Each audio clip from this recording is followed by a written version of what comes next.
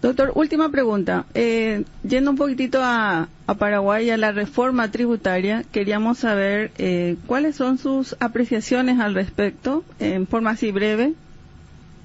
¿Cuáles son los aspectos positivos y negativos que pudiera tener? En forma breve, quiero decir que hubiese sido conveniente que antes el gobierno hubiese puesto énfasis en la necesidad de mejorar la pésima calidad del gasto público en el gobierno, es decir, en el sector público en general, porque yo creo que se ha desmadrado eso, es decir, ha traspasado el umbral de tolerancia de la ciudadanía, la forma en que se autoasignan remuneraciones salariales de altísimo vuelo, de altísimo nivel, en funcionarios públicos también de alto nivel. O sea, no hablo yo de los funcionarios de nivel bajo o intermedio que siguen ganando mucho menos, pero hay directivos de alto nivel en el sector público, sobre todo en algunos poderes como Poder Legislativo y en el Poder Judicial y en las entidades binacionales y de cuya generalidad, que están muy por encima de la capacidad de pago de este país. Y lo más grave no es solamente eso, sino que realmente es muy poca la cantidad de gente preparada a ese nivel para que merezca una remuneración tan gigantesca, ¿verdad? Eso lleva a una innecesaria,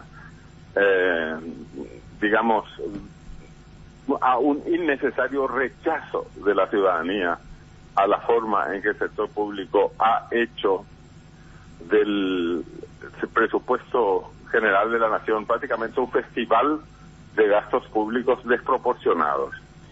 Y aparte de eso, que es algo así como robar legalmente al país, porque esto lo hacen con sanción y promulgación de leyes,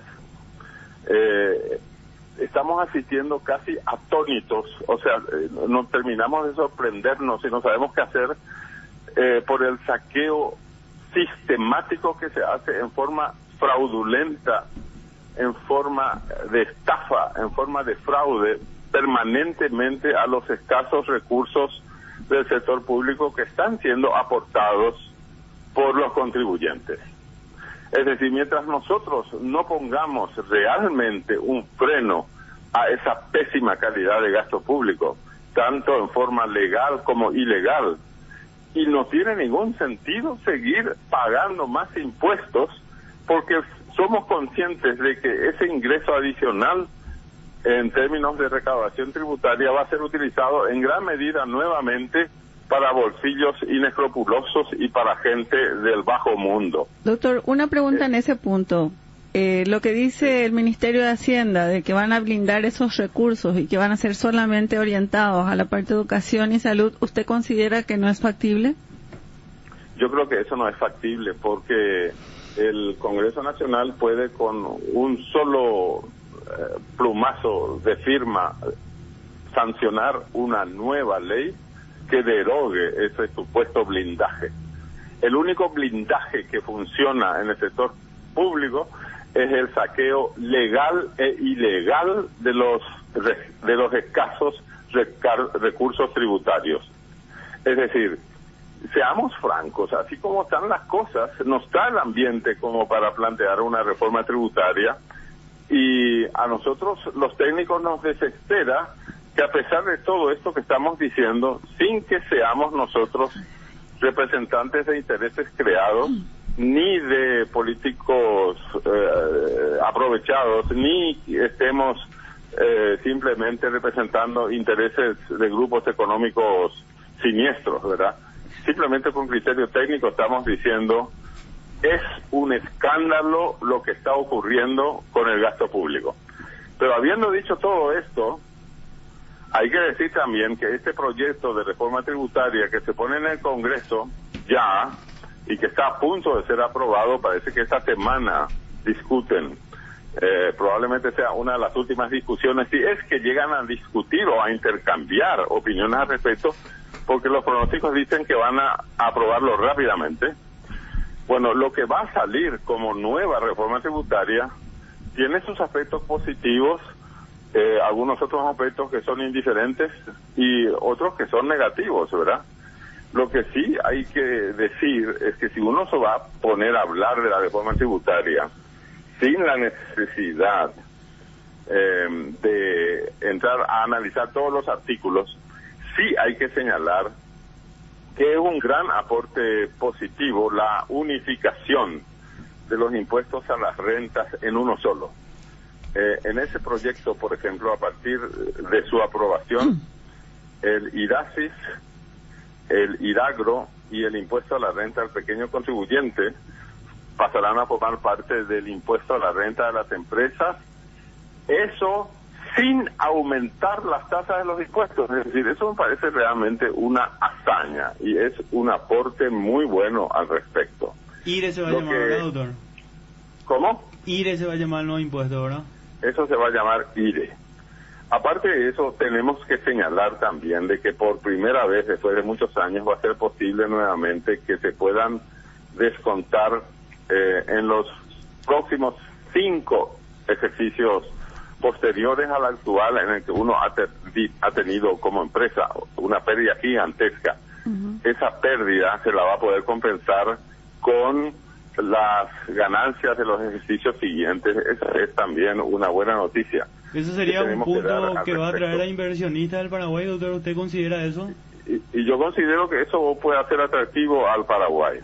Lo que sí me llama la atención es que en el régimen legal que tiene vigencia todavía, los microproductores rurales están exonerados del pago de impuestos y de formalidades tributarias, no necesitan ni siquiera tener RUC si es que tienen ingresos inferiores a 36 salarios mínimos anuales, lo que da una suma aproximada a 80 millones de guaraníes con el nuevo salario mínimo legal actualmente.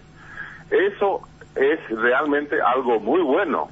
Es evitar que la gente pequeña, la gente de escasos recursos, la gente que no está en condiciones ni siquiera de emitir comprobantes legales, ni de exigir compras, y menos todavía hacer declaraciones juradas, ni nada por el estilo, ahora se va a tener que ponerse por primera vez en la vida a pagar impuestos, porque en este proyecto de ley que se está a punto de aprobar, eliminan esas ventajas que tenían los microproductores rurales, y a consecuencia de esa eliminación también los microempresarios urbanos van a tener que emitir comprobantes legales, respaldar sus compras con documentos legales y presentar declaración jurada en los términos que próximamente la reglamentación va a establecer. Es decir, van a entrar en una maraña de documentación legal versus recaudación tributaria con las que ellos nunca han estado acostumbrados a manejarse, nunca jamás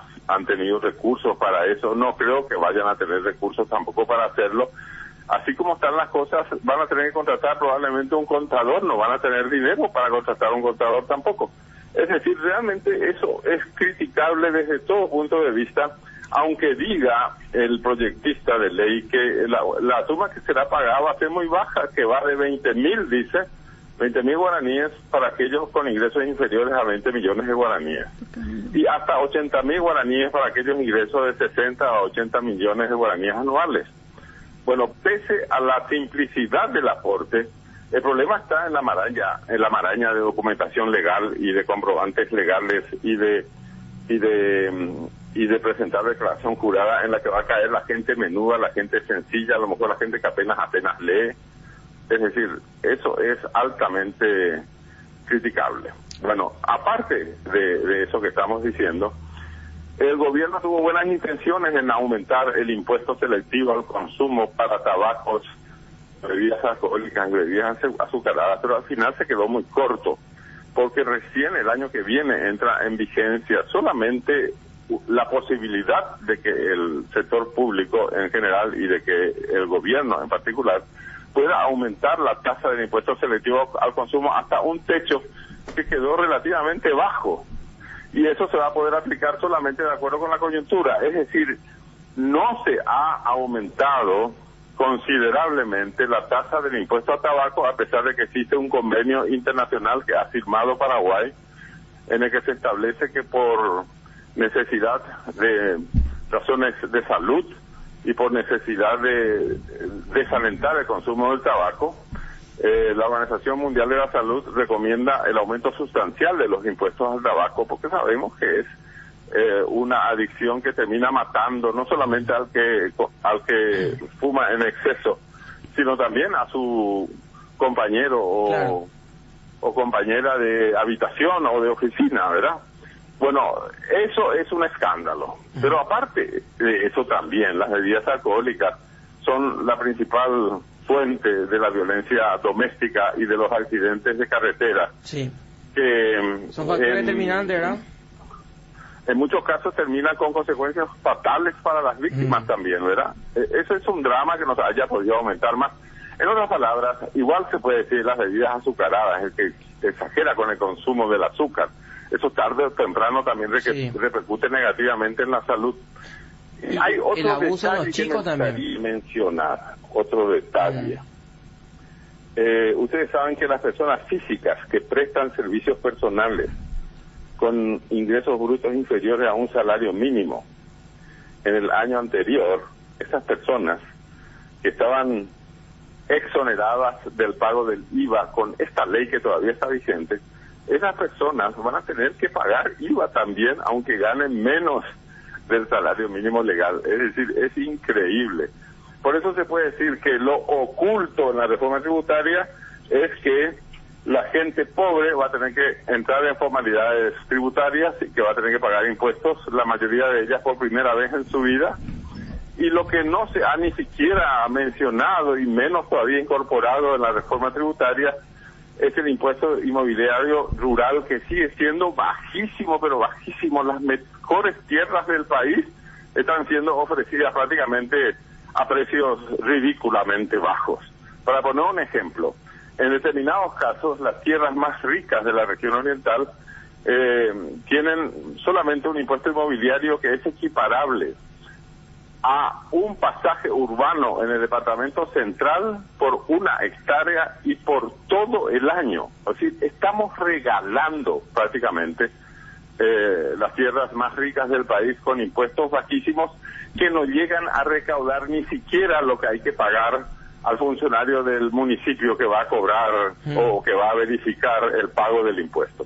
Es decir, increíble, pero cierto. Para hacerlo breve, hubiese tenido el gobierno que plantear la reducción significativa del gasto público y después hablar de reforma tributaria. Y la reforma tributaria que está a punto de aprobarse ahora tiene aspectos positivos y otros que son sumamente criticables. Muchas gracias, doctor. Vamos a estar tratando de compartir con usted más de seguido, así también lo tenemos acá en piso, ¿le parece?